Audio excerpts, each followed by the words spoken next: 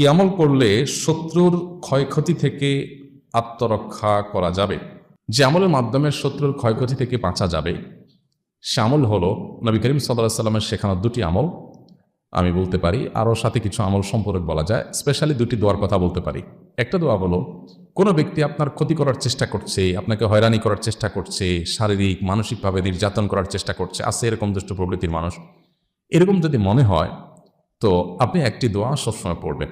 নবী করিম সাল্লাল্লাহু আলাইহি সাল্লাম কোনো ব্যক্তি তার ক্ষতি করতে পারে এরকম আশঙ্কা বোধ করলে তার ক্ষতি থেকে বাঁচার জন্য এই দোয়া পড়তেন। দোয়াটা হলো, আল্লাহুম্মা ইন্না নাজআলুকা ফি নুহুরিহিম ওয়া নাউযু বিকা মিন শুরুরিহিম। আল্লাহুম্মা ইন্না নাজআলুকা ফি নুহুরিহিম ওয়া নাউযু বিকা মিন শুরুরিহিম।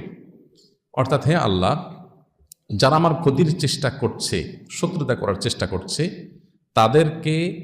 তাদেরকে উপযুক্ত শাস্তি দিয়ে দমন করার জন্য, তাদেরকে শেষ করার জন্য আমি আপনার কাছে দায়িত্ব অর্পণ করলাম। আপনি মেহেরবানি করে আমার হয়ে আপনি তাদেরকে উপযুক্ত শাস্তি দিন, তাদের থামিয়ে দিন, তাদেরকে দমন করুন, তাদের শেষ করুন।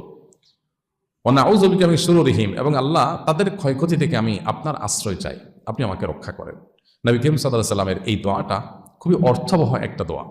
এই জন্য জীবনে কখনো কোনো শত্রু আমাদের নবী সাল্লাল্লাহু আলাইহি সাল্লামের কোনো ক্ষতি করতে পারে নাই।